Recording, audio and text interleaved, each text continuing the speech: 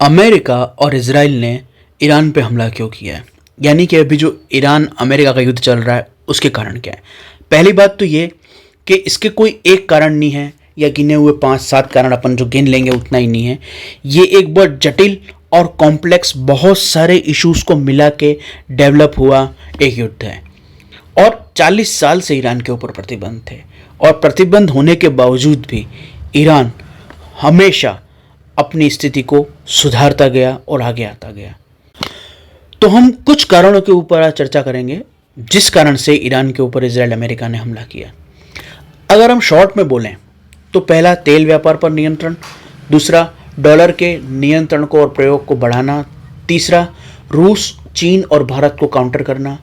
पांचवा, ईरान को परमाणु हथियार बनाने से रोकना, बैलिस्टिक मिसाइल्स बनाने से रोकना और मिसाइल टेक्नोलॉजी को और अधिक विकसित करने से रोकना। और भारत और चीन को सस्ता तेल खरीदने से रोकना और डी डॉलराइजेशन की गति को धीमा करना।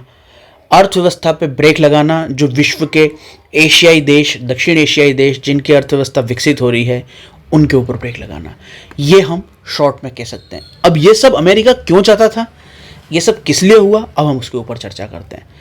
सबसे पहली बात तो ये कि इसकी शुरुआत जो हुई वो 28 फरवरी 2026 को हुई, जब अमेरिका और इजराइल के हमले के अंदर अली खamenei और उसके कमांडर्स मारे गए, और इससे ये संघर्ष शुरू हुआ। इसमें सबसे पहला कारण था कि परमाणु कार्यक्रम और कूटनीति की विफलता। जिनेवा के अंदर ईरान, अमेरिका, इजराइल के मध्य वार्ता चल रही थी। ये बातचीत इस संबंध में थी कि इजराइल और अमेरिका की शर्तों के अनुसार ईरान अपने 450 किलो इनरिच्ड यूरेनियम, जो कि 60% इनरिच्ड है, जिससे परमाणु बम बनाया जा सकता है, उस पूरे परमाणु सामग्री को पूरी तरह से छोड़ देगा, नष्ट कर देगा या उनको वापस कर देगा, और आगे कभी परमाणु के लिए या किसी और कार्य के लिए भी यूरेनियम इनरिचमेंट नहीं करेगा। दूसरा, वो अपने सभी मिसाइल कार्यक्रम रद्द कर देगा, बैलिस्टिक मिसाइल्स डेवलप नहीं करेगा, और मिसाइल जो नई नई तरह की वो विकसित कर रहा है वो नहीं करेगा। इस प्रकार से अमेरिका और इजराइल ईरान को एक साधारण, अल्प विकसित, अल्प सैन्य शक्ति वाला राष्ट्र देखना चाहते थे, जिसका कि वहाँ पर हरमुज स्ट्रेट के ऊपर, समुद्री व्यापार के ऊपर कहीं पे कोई प्रभाव नहीं हो, और मध्य एशिया के अंदर उसका बिल्कुल भी नियंत्रण ना हो। और उनका मानना था कि अगर ईरान की इन चीज़ों को कूटनीति से नहीं रोका गया तो ईरान को इस सबसे रोकने के लिए युद्ध भी अनिवार्य है। यानी इजराइल और अमेरिका का पक्का था कि ईरान की सैन्य क्षमता, ईरान की परमाणु क्षमता, ईरान की मिसाइल क्षमता ये विकसित नहीं होनी चाहिए, और ईरान पूरी तरह से अमेरिका और इजराइल के नियंत्रण में होना चाहिए, जैसे कि विश्व के अधिकतम देश हैं। ये उनका लक्ष्य था, क्योंकि उनका मानना था कि ईरान जो है, अगर वो बैलिस्टिक मिसाइल्स बना लेता है, डेवलप कर लेता है, बहुत विकसित कर लेता है मिसाइलों को विशेष तरह की, और उसके पास परमाणु शक्ति भी होती है, तो वो इजराइल के लिए खतरा होगा। और मध्य एशिया के अंदर, जहाँ पर अमेरिका की बड़ी बड़ी कंपनियां तेल खनन करती हैं, जहाँ पे उसके बहुत सारे पैसे लगे हुए हैं, गूगल, माइक्रोसॉफ्ट और इन सब के बड़े बड़े हेडक्वार्टर्स भी हैं, ये सभी चीज़ें जो हैं वो अमेरिकी अर्थव्यवस्था के लिए बहुत महत्वपूर्ण है। इसलिए अमेरिका इस क्षेत्र में कोई ऐसा प्रभुत्वशाली देश नहीं चाहता है जो उसको चुनौती दे, इसलिए वो ये कभी नहीं चाहते थे। लेकिन इसमें वो विफल रहे। बातचीत के द्वारा ईरान को किसी भी प्रकार से मनाया न जा सका। हिजबुल्लाह और हुथी ये दोनों अलगाववादी संगठन हैं, मिलिशिया हैं, आतंकवादी हैं। ये उस क्षेत्र के अंदर होने वाले तेल व्यापार को पूरी तरह से प्रभावित करते हैं। ईरान के कहने पे ये कभी भी वहाँ पर तेल के टैंकरों पे हमला करके, आने जाने वाले व्यापारिक जहाज़ों पे हमला करके उनको रोक देते हैं। इस प्रकार से वो विश्व के व्यापार को प्रभावित करते हैं, और ये इजराइल और अमेरिका के विरुद्ध ही इन कार्रवाइयों को करते हैं, किसी अन्य देश के विरुद्ध ये ऐसी कार्रवाई नहीं करते हैं। तो ईरान द्वारा समर्थित ये जो प्रॉक्सी समूह हैं, ये जो उग्रवादी आतंकवादी समूह है, हिजबुल्लाह, हुथी आदि, इनकी गतिविधियां भी वहां पर तनाव को बढ़ा रही थी। ईरान की सैन्य क्षमता, उसकी मिसाइल शक्ति और परमाणु शक्ति को तो अमेरिका नष्ट करना ही चाहता था, लेकिन उसके द्वारा जो ये प्रॉक्सी संगठन आतंकवादी संगठन चलाए जा रहे हैं, जो वहाँ पर तेल व्यापार को चुनौती देते हैं, जो वहाँ पर वैश्विक व्यापार को चुनौती देते हैं, और विशेष रूप से अमेरिकी और इजरायली हितों को और यूरोपियन हितों को चुनौती देते हैं। अमेरिका का जो डॉलर विश्व के अंदर प्रभावी है, शक्तिशाली है, उसको चुनौती देते हैं। अर्थात ये हिजबुल्लाह और हुती जो संगठन थे, वो अपनी आतंकवादी गतिविधियों से जिसके व्यापार को चुनौती दे रहे थे वो अमेरिकी व्यापार था। भारत, जापान, दक्षिणी कोरिया, इन सबको कोई चुनौती नहीं थी। चीन आदि इन राष्ट्रों को कोई समस्या नहीं थी, इनका व्यापार सुचारू चल रहा था। यहाँ तक कि ईरान येन को भी स्वीकार कर रहा था, रुपीस को भी स्वीकार कर रहा था, और वस्तु विनिमय तक कर रहा था। दवाइयों के बदले पेट्रोल दे देना, सभी प्रकार के व्यापार चल रहे थे। लेकिन डॉलर का विरोध जारी था। क्यों? क्योंकि अमेरिका ने ईरान पर प्रतिबंध 40 साल से लगा रखे थे, और ये जो आतंकवादी संगठन डेवलप हुए, अब वो अमेरिका को रोक रहे हैं, उसके व्यापार में तकलीफ पहुंचा रहे हैं, या जो भी राष्ट्र अमेरिका से व्यापार कर रहा है उसको रोक रहे हैं, उसको तकलीफ पहुंचा रहे हैं।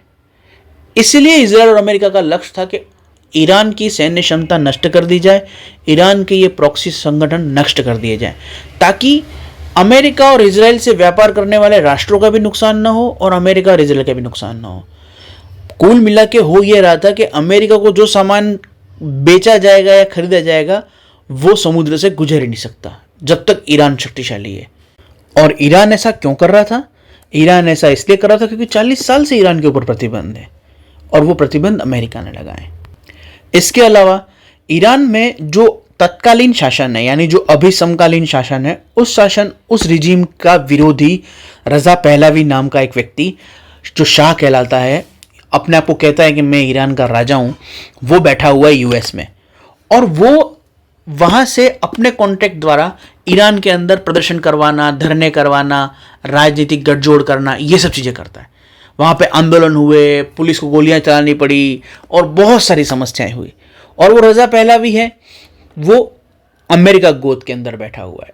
तो ईरान के अंदर सत्ता परिवर्तन करने के लिए ऐसा नहीं है कि सीधी सैन्य कार्रवाई की गई है।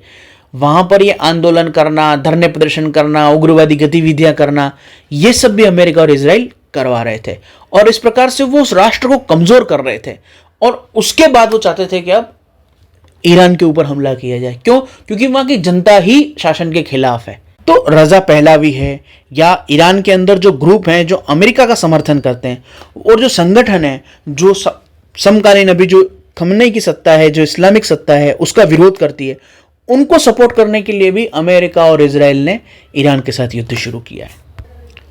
जो स्ट्रेट ऑफ हॉर्मुज है, उसके अलावा लेबनान के पास से और सऊदी के पास से और स्वेज नहर वाला जो रास्ता है, उन सब जगह ईरान की पहुंच सीधे तौर पे नहीं है, लेकिन हिजबुल्लाह और हुतीस की पहुंच वहां तक है, और वो व्यापार को बाधित कर रहे हैं, नियंत्रित कर रहे हैं। लेकिन किसी और राष्ट्र को यह तकलीफ नहीं हो रही है, तकलीफ केवल अमेरिका और इजराइल को हो रही है। क्यों? क्योंकि वो डॉलर का ही विरोध कर रहे हैं।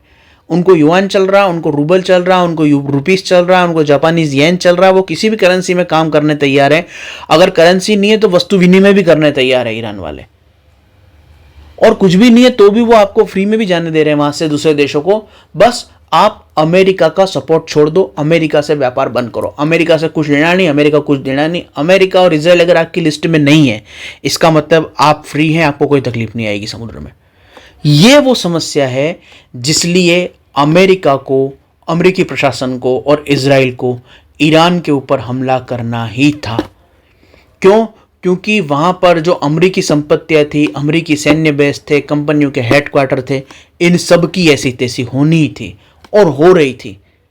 इसलिए उन्होंने ईरान के ऊपर हमला किया ताकि ईरान की सैन्य शक्ति कम की जा सके। ये युद्ध अभी भी जारी है।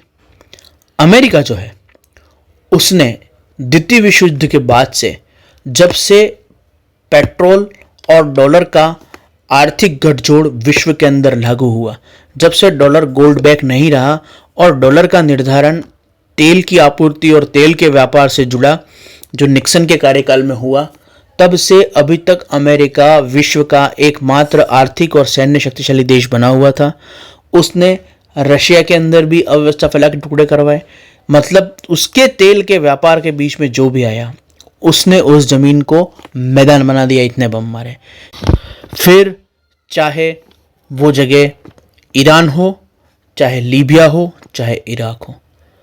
तो ईरान ने ये सब कुछ देखा है, पिछले 40 साल में प्रतिबंध झेले हैं, उसने इसको बहुत गहरे से समझा है और उसके बाद उसने पूरी प्रिपरेशन करके अमेरिका के तेल टैंकरों को, व्यापारिक टैंकरों को, इसराइल के तेल टैंकरों को, व्यापारिक टैंकरों को, और अमेरिका और इसराइल समर्थित या उनसे व्यापार करने वाले जहाज़ों को आदि को रोकना शुरू किया है। और ये सीधी गर्दन जो चौक हुई है वो डॉलर की हुई है, क्योंकि डी डॉलराइजेशन भी यहीं